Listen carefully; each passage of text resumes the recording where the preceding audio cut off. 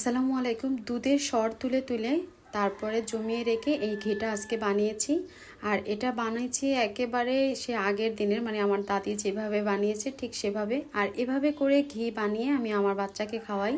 নিজের হাতে বানানো ঘি অবশ্যই তো এটা হেলদি হবে, এতে কোনো সন্দেহ নাই। আর কতটা স্বচ্ছ হয়েছে হয়তো আপনারা দেখে বুঝতে পারতেছেন।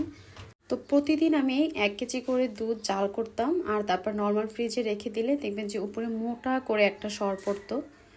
আর এই সরটা হয়তো আপনারা দেখে বুঝতে পারতেছেন যে কতটা মোটা হয়েছে। আর এভাবে আমি সরগুলো আর কি সংরক্ষণ করেছি। আর আমি সরগুলা ডিপ ফ্রিজে রেখেছি। যারা বাচ্চাদেরকে ঘি কিংবা বাটার খাওয়াতে চাচ্ছেন তারা চাইলে এই রেসিপিটা ফলো করতে পারেন। তেলের চেয়ে বাচ্চাদের জন্য ঘি, বাটার এই দুটো জিনিসই কিন্তু বেশি উপকারী হয়।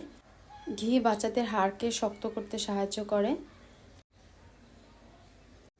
তো ব্যাস এভাবে করে সরগুলা তুলে নিয়েছি। আর লাগছে আমার এখানে বরফ পানি। এই ঘিটা আপনারা চাইলে ব্লেন্ডারে কিংবা ইলেকট্রিক বিটার দিয়েও বিট করে নিতে পারেন। তবে যেহেতু বলেছি আমি আমার দাদির রেসিপিটা ফলো করছি, তো সেই ক্ষেত্রে আমি এখানে শিলপাটাটা খুব ভালো করে ওয়াশ করে নিয়েছি। এখন একটু সময় নিয়ে এটা আমি একদম মিহি করে বেটে নিব। অনেকের হাতে এত সময় হয়তো বা নাই, তা আপনারা চাইলে কিন্তু এটা ইলেকট্রিক বিটার দিয়ে কিংবা ব্লেন্ডারে ব্লেন্ড করে নিতে পারেন। তো এভাবে আমি সবগুলা সর বেটে নিয়েছি। আর রেসিপি ভালো লাগলে রিকোয়েস্ট থাকলো আমার চ্যানেলটি সাবস্ক্রাইব করার। আর বাচ্চাকে যে কোনো ব্র্যান্ডের ঘি না কিনে বাসায় একটু যদি কষ্ট করে এভাবে ঘি বানিয়ে খাওয়ানো যায় তাহলে আরও মনে হয় বেশি ভালো হয়। তো এটা বাটারটা যেভাবে বানাবেন, মানে ওই যে ঘি যেটা বেটে রেখেছি সেটা আমি বরফ পানিতে এরকম করে ধুয়ে নিলেই এটা কিন্তু আস্তে জমাট বেঁধে যাবে। আর এটাই আমি সুন্দর করে যদি বক্সে আপনি রেখে দেন তাহলে কিন্তু এটা বাটার হয়ে যাবে। এটা কোনো রকম জাল ছাড়াই আর কি বাটারটা তৈরি করা যায়।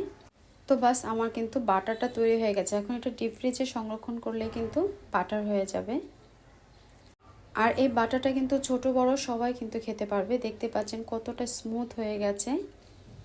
এখন যে ঘিটা আমি বেটে রেখেছি সেটা চুলার উপরে দিয়ে অনবরত এটা নাড়াচাড়া করে নিতে হবে।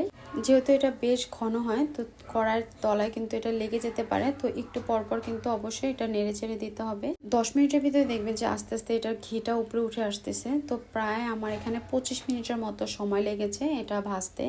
তো আমার কিন্তু এটা ভাজা ভাজা হয়ে গেছে, মানে দেখতে পাচ্ছেন যে সরটা ছিল সেটা কিন্তু একদম লাল হয়ে গেছে। এখন চুলাটা অফ করে আমি নামিয়ে ঠান্ডা করে নিব। আর ঠান্ডা হয়ে যাওয়ার পরে একটা চাকনি দিয়ে আমি এটা ছেঁকে নেব। আর 2 কাপ সরে আমার এখানে 1 কাপের চাইতে একটু কম ঘি হয়েছে। আর এই খাঁটি ঘিটা গরম ভাতের সাথে কিন্তু অসাধারণ লাগে, খেয়ে দেখতে পারেন আপনারা বানিয়ে।